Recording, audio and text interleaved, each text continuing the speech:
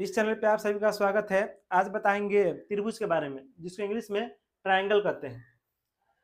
Triangle कहेंगे किसे? तो तीन रेखाखंडों से घिरी बंद आकृति को त्रिभुज कहते हैं, या तीन भुजाओं से घिरी बंद आकृति को त्रिभुज कहते हैं। यानी तीन भुजाएं बोले चाहे तीन रेखाखंडों बोले, तो त्रिभुज में क्या होते हैं? तीन भुजाएं होते हैं। दिखाइए, ये ए बी, बी सी और ए सी क्या है? ये भुजा है। यानी ए बी को हम रेखाखंड भी कह सकते हैं। ए से लेकर बी तक क्या है? ये रेखाखंड है। ये इसको भुजा भी बोलते हैं। तो त्रिभुज समझ में आ गया। त्रिभुज किसे कहते हैं? यहाँ ए बी सी एक त्रिभुज है। ए बी सी एक ये क्या है? त्रिभुज है। त्रिभुज में तीन भुजाएं, तीन कोण तथा तीन शीर्ष होते हैं। किसी भी त्रिभुज में तीन को भुजा, जैसे ए बी, बी सी, ए सी क्या है? भुजा है। और तीन कोण होते हैं, जैसे यहाँ पर ये वाला कोण हो गया, ये कोण है और ये एक कोण है। तीन कोण भी होते हैं और तीन शीर्ष भी होते हैं। ए बी सी ये क्या है? त्रिभुज के शीर्ष है। यहाँ पर ए बी, बी सी तथा ए सी तीन भुजाएं हैं। यहाँ पर कोण ए, इसको सिर्फ ए भी कह सकते हैं, कोण ए भी कह सकते हैं, या इसको कोण बी ए सी क्या कह सकते हैं? बी ए सी, बी ए सी। ये कोना वाला भाग क्या है? बीच में रहना चाहिए। या इसको ऐसे भी बोल सकते हैं, कोण सी ए बी, है ना? सी ए बी, यानी इधर से भी चल के ऐसे बोल सकते हैं, या इधर से आकर ऐसे ही बोल सकते हैं। तो कौन सा कोण कहलाएगा? ये ही कहलाएगा। तो कोण ए हो गया। अब कोण बी कह सकते हैं, कोण बी ये वाला कोण होगा। इसको या ए बी सी भी कह सकते हैं, या सी बी ए ऐसे भी कह सकते हैं इसको। तो कोण बी हो गया। अब तीसरा कोण कौन है? कोण सी है।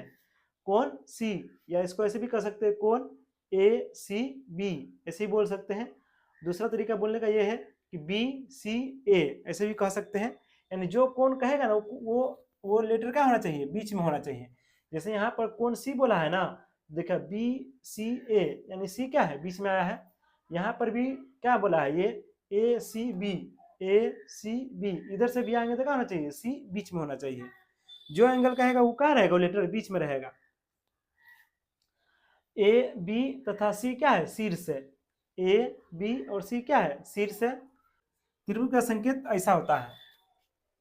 त्रिभुज के तीनों कोणों का योग क्या होता है? 180 डिग्री होता है। त्रिभुज के तीनों कोण को अगर जोड़ेंगे, कोण 1 प्लस कोण 2 प्लस कोण 3, तीनों कोण को अगर जोड़ेंगे, कोण ए प्लस कोण बी प्लस कोण सी को अगर तीनों को जोड़ दिए ना, तो क्या हो जाएगा? त्रिभुज के तीनों कोणों का योग 180 डिग्री हो जाएगा। स्क्रीनशॉट ले लीजिए इसका। अब त्रिभुज का प्रकार बताएंगे। कोण के आधार पर त्रिभुज कितने प्रकार के होते हैं? यानी कोण के आधार पर त्रिभुज तीन प्रकार के होते हैं। कोण के आधार पर त्रिभुज तीन प्रकार के होते हैं। एक होता है नीन कोण त्रिभुज, जिसको इंग्लिश में एक्यूट एंगल ट्रायंगल बोलते हैं।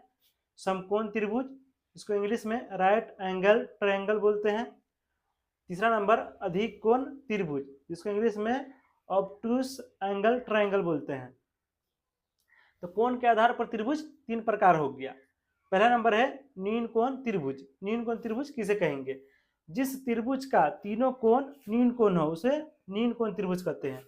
यानी जिस त्रिभुज का तीनों कोण क्या होगा? 90 डिग्री से कम होगा, तो कौन सा त्रिभुज कहलाएगा? वो नीन कोण त्रिभुज कहलाएगा। नीन कोण किसे कहते हैं? वह कोण जिसका मान 0 डिग्री से अधिक और 90 डिग्री से कम हो, उसको नीन कोण कहते हैं। इसका जो मान होगा तो 0 डिग्री से अधिक होगा और 90 डिग्री से कम होगा इसका मान। ये इसका मान भी होगा, इसका मान भी होगा और इसका मान, तीनों ए बी सी। ए का मान भी 90 डिग्री से कम होगा, बी का भी मान 90 डिग्री से कम होगा और सी का मान भी क्या होगा? 90 डिग्री से कम होगा।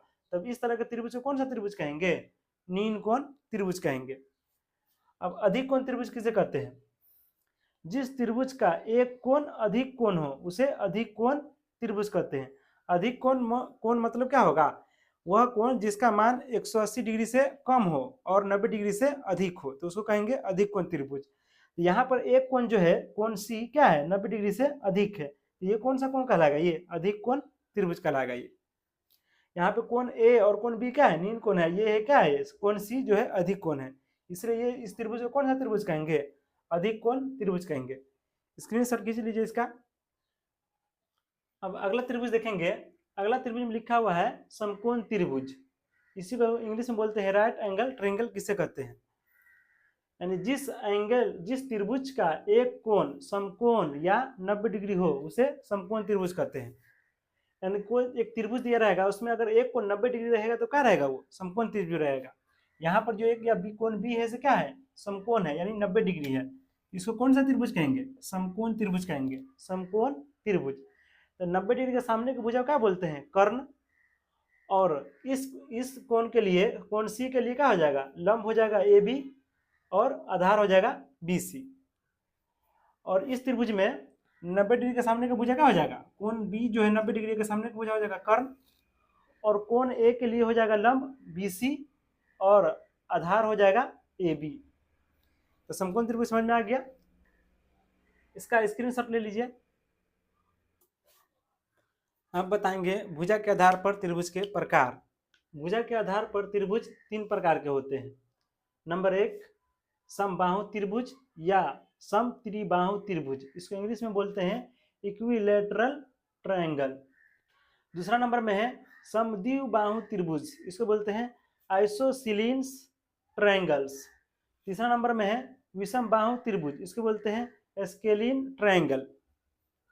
सबसे पहले देखेंगे समबाहु त्रिभुज किसे कहते हैं। जिस त्रिभुज की सभी भुजाएं बराबर हो उसे समबाहु त्रिभुज कहते हैं। यानी सम माने बराबर, बाहु माने भुजा, जिसकी सभी भुजा बराबर होगा उसको कौन सा त्रिभुज कहेंगे, समबाहु त्रिभुज।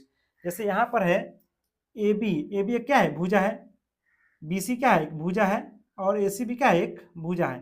तो इस समबाहु त्रिभुज में ए बी बराबर बी सी बराबर ए सी होगा। यानी इसमें 3 भुजा है ना, तीनों का मान क्या होगा, बराबर होगा।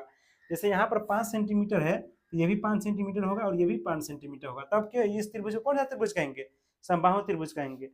अगर ए बी का मान जितना होगा उतना ही बी सी का मान होगा, उतना ही ए सी का मान होगा।